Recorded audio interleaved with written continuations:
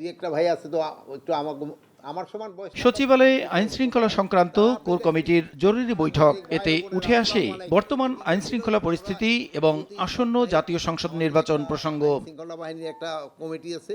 স্বরাষ্ট্র উপদেষ্টা জানান, সুষ্ঠু নির্বাচনের স্বার্থে সবকিছু করবে সরকার। ভোট কেন্দ্রে দায়িত্বরতদের শরীরে বহনযোগ্য বডি-অন ক্যামেরা যেমন থাকবে, তেমনি সিসিটিভি ক্যামেরার আওতায় থাকবে কেন্দ্রগুলো। প্রতি ভোট কেন্দ্রে থাকবেন 3 জন করে অস্ত্রধারী আনসার।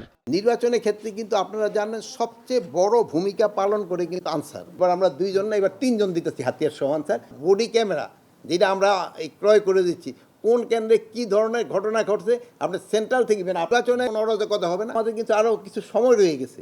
এই সময়ের ভিতরে আমরা প্রস্তুতি নিচ্ছি, ট্রেনিংয়ের ব্যবস্থা করতেছি।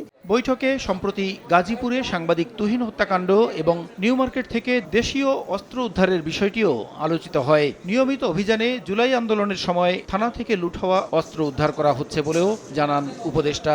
গাজীপুরে যে ঘটনাটা ঘটছে এটা খুবই একটা দুঃখজনক এক ঘটনা। আমরা জাতি হিসাবে খুব কিন্তু অসহিষ্ণু হয়ে গেছি। এই ঘটনায় যারা জড়িত তাদের আমরা হয়তো ম্যাক্সিমামে আইনের আওতায় নিয়ে আসছি। এইগুলিরে যেন শাস্তি ভালোভাবে পায়, এই জন্য যত ধরনের ব্যবস্থা করার আমরা করব। দেশি অস্ত্র এখন কিন্তু যারা বানাচ্ছে আমরা তাদেরও নিয়ে আসতেছি। তারা জানে এই অস্ত্রগুলি কারা ব্যবহার করে। আমাদের যে হাতিয়ারগুলি হারিয়ে গেছে এগুলির উদ্ধারের জন্য আমরা একটা সার্কুলার দিচ্ছি এবং আমরা একটা প্রাইজও ডিক্লেয়ার করতেছি।